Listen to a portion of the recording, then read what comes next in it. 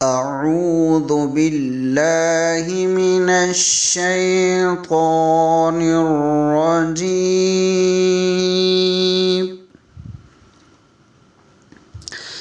بسم الله الرحمن الرحيم.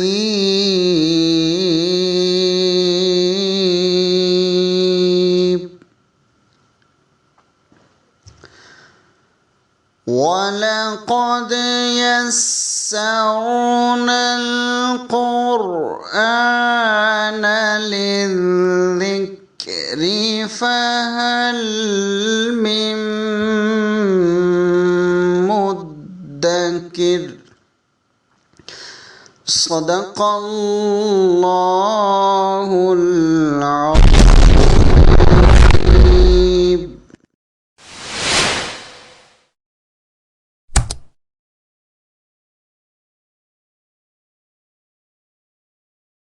الحمد لله رب العالمين والصلاة والسلام على سيد الأنبياء والمرسلين وعلى آله وأصحابه أجمعين.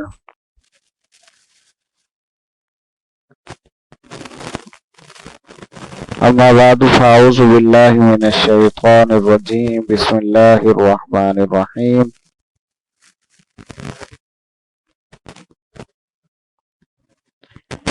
آج ہم قرآن حکیم کا 24واں پارہ پڑھیں گے. پہلے رکوع کے اندر اللہ تبارک و تعالیٰ ارشاد فرماتی ہیں کہ اس سے بڑا ظالم کون ہے جو اللہ پر جھوٹ باندھے اور سچی بات اس کے پاس آئے تو اسے جھٹلا دے. جو سچی بات لے کر آئے اور جس نے اس کی تصدیق کی وہی متقی ہے. وہ جو چاہیں گے اللہ کے ہاں پائیں گے. اگر ان سے کوئی غلطی ہوئی تو اللہ معاف فرما دے گا. ان کے اعمال کا بہترین بدلہ ملے گا. کیا اللہ اپنے بندوں کے لیے کافی نہیں ہے؟ یاد رکھو گمراہوں کو ہدایت نہیں ملتی اور جو ہدایت پر ہیں انہیں کوئی گمراہ کرنے والا نہیں ہے. اگر اللہ کوئی نقصان پہنچانا چاہے تو تمہارے معبودان باطل اسے دور نہیں کر سکتے، نہ وہ اس کی مہربانی کو روک سکتے ہیں. سنو، جو ہدایت پاتا ہے تو اپنے فائدے کے لیے اور جو گمراہ ہوتا ہے اپنا ہی نقصان کرتا ہے. رکوع نمبر 2 کے اندر فرمایا کہ اللہ مرنے کے وقت روحیں قبض کر لیتا ہے اور جو مرے نہیں انہیں سلانے کے بعد پھر پیدا کر دیتا ہے، اور بعض پر نیند میں ہی موت طاری کر دیتا ہے. اللہ کے ہاں کسی کی سفارش نہ چل سکے گی کیونکہ کائنات کا با اختیار مالک اللہ ہے. ان مشرکوں کا حال ایسا ہے کہ اللہ کا نام سن کر ان کے دل کڑنے لگتے ہیں. دوسروں کا ذکر ہوتا ہے تو خوشی سے کھل اٹھتے ہیں. قیامت کو یہ ظالم چاہیں گے کہ دنیا بھر کی دولت دے کر عذاب الہی سے جان چھڑا لیں، مگر ایسا کبھی نہ ہوگا. پہلے ناشکرے بھی اپنے کیے کی سزا پا چکے ہیں اور یہ بھی سزا سے نہ بچ سکیں گے. کیا انہیں علم نہیں ہے کہ رزق کی تنگی اور فراخی اللہ کے قبضہ قدرت میں ہے. رکوع نمبر 3 کے اندر فرمایا اے نبی صلی اللہ علیہ وسلم، آپ میرے بندوں کو خوشخبری دے دیں کہ اگر تم نے اپنی زندگیاں شرک و کفر اور بیکار کاموں میں برباد کر لی ہیں پھر بھی اللہ کی رحمت سے مایوس نہ ہو. وہ سارے گناہ معاف کر دے گا. عذاب الہی آنے سے پہلے ایمان لے آؤ اور قرآن حکیم کی پیروی کرو ورنہ کل کو پچھتاؤگے. اور دنیا میں واپس جانے کی درخواست کرو گے لیکن تمہاری درخواست رد کر دی جائے گی اور کہا جائے گا کہ تم نے اس دن کو جھٹلایا تھا، تکبر کیا تھا اور تم نے کفر کیا تھا. اب اس کی سزا بھگتو. نجات صرف اللہ سے ڈرنے والے پائیں گے. رکوع نمبر 4 کے اندر فرمایا کہ نبی صلی اللہ علیہ وسلم آپ اعلان فرما دیں کہ اے نادانو، بھلا تم مجھے غیر اللہ کی عبادت کا حکم دیتے ہو، حالانکہ میری طرف اور مجھ سے پہلے سارے نبیوں کی طرف وحی کی گئی ہے کہ جو شرک کرے گا اس کے عمل ضائع ہو جائیں گے. इन मुशरिकों ने अल्लाह की कदर नहीं पहचानी, जबकि आखिरत में तमाम इख्तियारात सिर्फ अल्लाह के कब्जे में होंगे। जब सूअर फूंका जाएगा, सब बेहोश होकर गिर पड़ेंगे और हर शख्स ये देखेगा कि मुकव्वर से उठकर जा रहा है। जमीन खुदा के नूर से चमक उठेगी, आमाल नामों का दफ्तर खोल दिया जाएगा, नबियों और गवाहों की तलबी होगी और लोगों के दरमियान इंसाफ से फैसला किया जाएगा। रुकू नंबर 5 के अंदर फरमाया, जहन्नुमी हाँक कर दोज़ख की तरफ लाए जाएंगे। दरोगा जहन्नुम कहेगा, तुम्हारे सामने अहकाम इलाही पढ़े गए, आज के दिन से तुम्हें डराया गया मगर तुमने परवाह न की, अब जहन्नम के बदतरीन ठिकाना में दाखिल हो जाओ। मुत्तकी जन्नत में जाएंगे, जन्नत के दरवाजों पर खुशामदीद कहने के लिए फरिश्ते मौजूद होंगे। जन्नती कहेंगे, अल्लाह का शुक्र है कि उसने हमारे साथ अपना वादा सच कर दिखाया और हमको जमीन का वारिस बनाया। अब हम जन्नत में जहां चाहे रह सकते हैं। आप देखेंगे कि फरिश्ते अर्श के गिर्द हल्का बनाए हुए अपने रब की हम्दो तस्बीह कर रहे होंगे और लोगों के दरमियान ठीक ठाक फैसला कर दिया जाएगा और पुकारा जाएगा, तमाम तारीफें अल्लाह रब्बुल आलमीन के लिए है। इसके बाद सूरह अल-मुमिन का आगाज हो जाता है। ये मक्की सूरा है जिसके 9 रुकू हैं और 85 आयात हैं।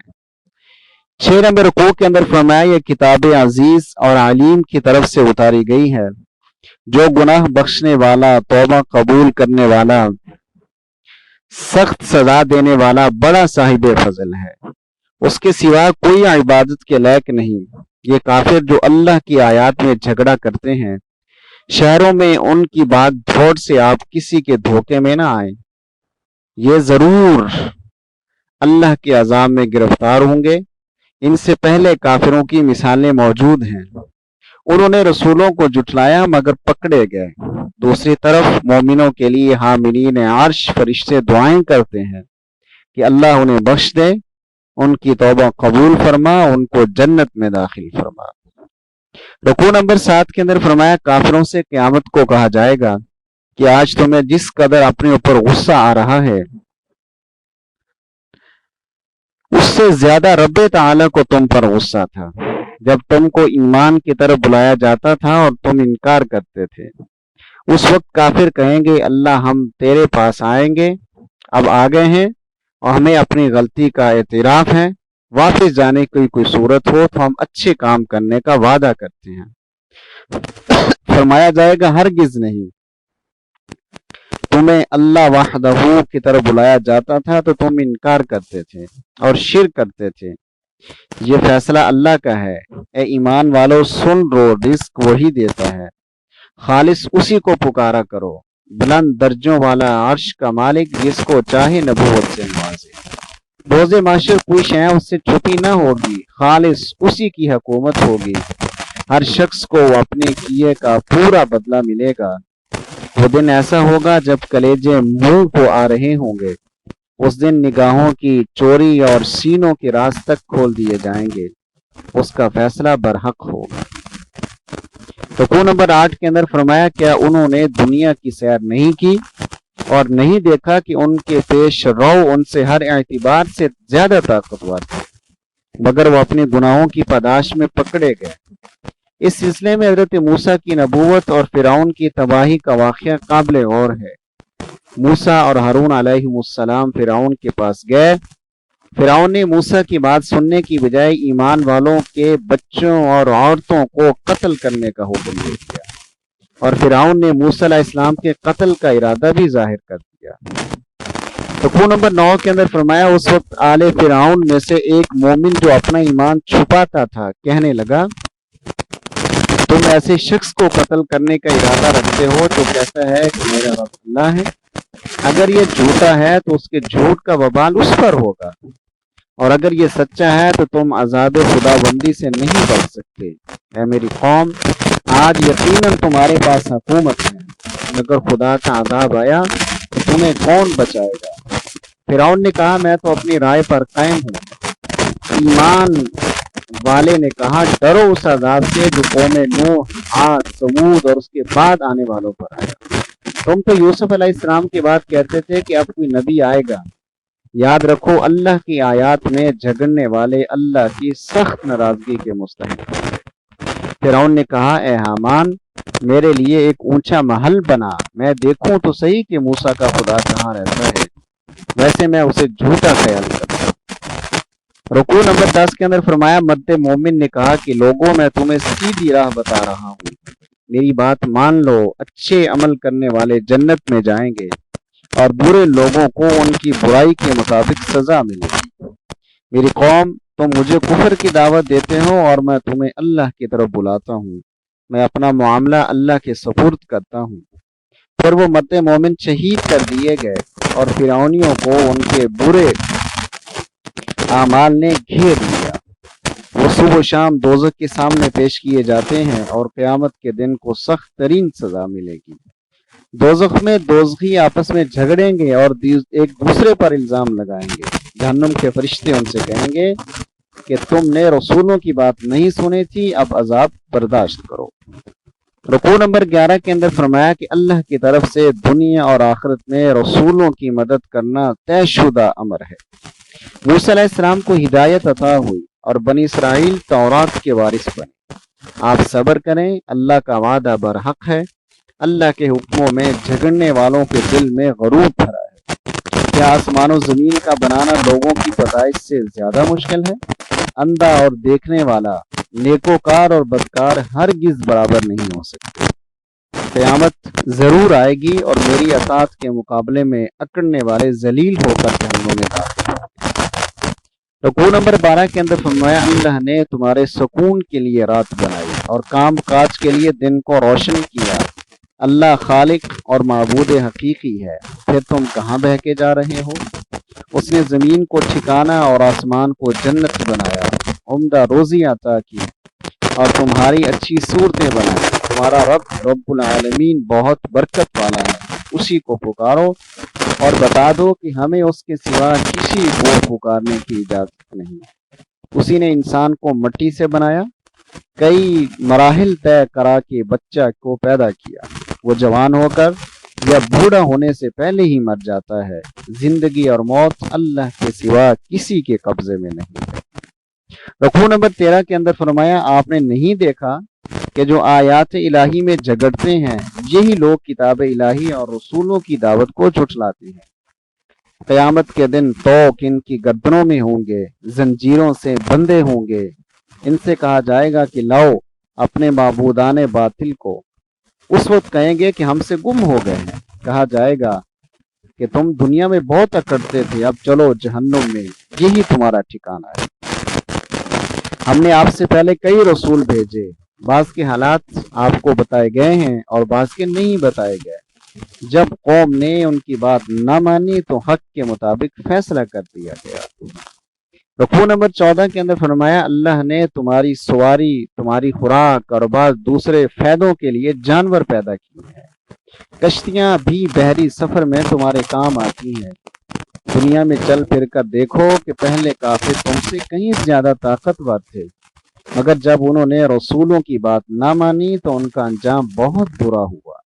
جب عذاب سامنے آ گیا تو انہیں ایمان لانے کی سوجی، مگر ایسے وقت میں ایمان کہاں فائدہ دیتا ہے۔ یہ اللہ کا مقرر کردہ ضابطہ ہے، اس وقت کافر خسارے میں رہیں گے۔ رکوع نمبر 15 سے سورہ حامیم سجدہ کا آغاز ہو جاتا ہے۔ یہ 41 نمبر سورہ ہے، مکی ہے، جس کے 6 رکوع ہیں اور 54 آیات ہیں۔ فرمایا رحیم و کریم اللہ نے عربی زبان میں بشارت دینے والی اور ڈرانے والی کتاب نازل کی ہے۔ اس احسان کا حق یہ تھا کہ لوگ اس کتاب کی قدر کرتے، لیکن یہ نہایت تکبر سے کہتے ہیں کہ ہم تمہاری بات سننے کو تیار نہیں، ہمارے دلوں پر غلاف چڑھے ہیں۔ ان کو بتا دیں کہ میں تو تمہارے جیسا انسان ہوں، لیکن مجھ پر وحی الہی نازل ہوتی ہے کہ معبود حقیقی ایک ہی ہے، اسی سے تعلق جوڑو اور بخشش مانگو۔ یاد رکھو مشرک جو زکوٰۃ نہیں دیتے اور آخرت کا انکار کرتے ہیں ان کے لیے بڑی خرابی ہے اور نیکوکار مومنوں کے لیے اللہ کے ہاں نہ ختم ہونے والا اجر ہے۔ رکوع نمبر 16 کے اندر فرمایا کہ آپ ان مشرکوں سے کہیے کہ تم اس خدا کے شریک بناتے ہو جس نے زمین 2 دنوں میں بنائی، پھر اس میں پہاڑ کھڑے کر دیے اور اس میں برکت رکھ دی اور اس میں ساری ضروریات کا انتظام بھی کر دیا۔ یہ سارے انتظامات 4 دنوں میں فرما دیے۔ پھر آسمان بنایا اور زمین و آسمان کو فرما برداری کا حکم دیا۔ وہ اپنے مالک کے بنائے ہوئے نقشے پر ڈھلتے چلے گئے۔ پھر اللہ تعالیٰ نے آسمان دنیا کو ستاروں سے مزین کیا اور خوب محفوظ بنا دیا۔ اگر اب بھی یہ کافر خدا کی قدرت کا انکار کرتے ہیں تو کہیں ان پر عاد اور سمود جیسا عذاب نہ آ جائے۔ ان کے پیغمبر ہر طرف سے اللہ کا پیغام لے کر آئے۔ قوم عاد نے زمین میں ناحق تکبر کیا اور قوم سمود نے ہدایت کے مقابلے میں اندھے پن کو پسند کر لیا۔ دونوں قوموں کو عذاب الہی نے آ لیا اور ہم نے ایمان والوں کو بچا لیا۔ رکوع نمبر 17 کے اندر فرمایا کہ قیامت کے روز اللہ کے دشمنوں کے خلاف خود ان کے کان، آنکھیں اور کھالیں گواہی دیں گی۔ کافر اپنے جسموں سے کہیں گے کہ خود ہمارے خلاف کیوں گواہ بن گئے؟ وہ جواباً کہیں گے کہ ہمیں اسی نے بولنے کی طاقت بخشی ہے جس نے ہر شے کو بولنا سکھایا ہے۔ ان مشرکوں کو یہ گمان نہ تھا کہ ان کے اعضاء ان کے خلاف گواہی دیں گے، بلکہ وہ خیال کرتے تھے کہ اللہ کو ان کے اعمال کا پتہ ہی نہیں ہے۔ بس ان کا یہی گمان ان کو لے ڈوبا۔ آج معذرتیں کرنے سے چھٹکارا نہیں ملے گا۔ دنیا میں انہوں نے ایسے لوگوں کو ساتھی بنایا تھا جو ان کی بری حرکتیں بھی خوبصورت کر کے ان کے سامنے پیش کرتے تھے۔ رکوع نمبر 18 کے اندر فرمایا کہ کافر کہتے ہیں قرآن نہ سنو، جب یہ پڑھنے لگیں تم شور مچا کر غالب آنے کی کوشش کرو، ہم انہیں آخرت میں اس کی شدید سزا دیں گے۔ کافر کہیں گے کہ اے اللہ، جن انسانوں اور جنات نے ہمیں گمراہ کیا تھا انہیں ہمیں دکھا دے کہ ہم انہیں پاؤں تلے روند ڈالیں۔ جن بندوں نے کہا ہمارا رب اللہ ہے اور تمام مخالفتوں کے باوجود اس پر قائم رہے، ان پر فرشتے اتریں گے اور کہیں گے کہ نہ خوف کرو نہ غم کھاؤ، تمہیں جنت کی خوشخبری ہے، تم جو چاہو یہاں تمہیں میسر ہوگا، جو مانگو گے وہ موجود پاؤ گے۔ رکوع نمبر 19 کے اندر فرمایا اس شخص سے اچھی بات کس کی بات ہے جو اللہ کی طرف بلائے اور کہے کہ میں مسلم ہوں۔ آپ زیادتی کا جواب بھی عفو و درگزر سے دیں، اس حسن سلوک کی بدولت آپ کا دشمن بھی پکا دوست بن جائے گا۔ یہ بات صابر اور صاحب نصیب لوگوں کو حاصل ہوتی ہے۔ اگر آپ کو دشمن سے بدلہ لینے کا خیال آئے تو شیطان مردود سے اللہ کی پناہ میں آ جائیے۔ ان مشرکوں کو بتائیں کہ رات اور دن، چاند اور سورج اللہ کی قدرت کے نشانات ہیں، سجدہ صرف اللہ رب العالمین کے لیے ہے۔ وآخر دعوانا ان الحمد للہ رب العالمین۔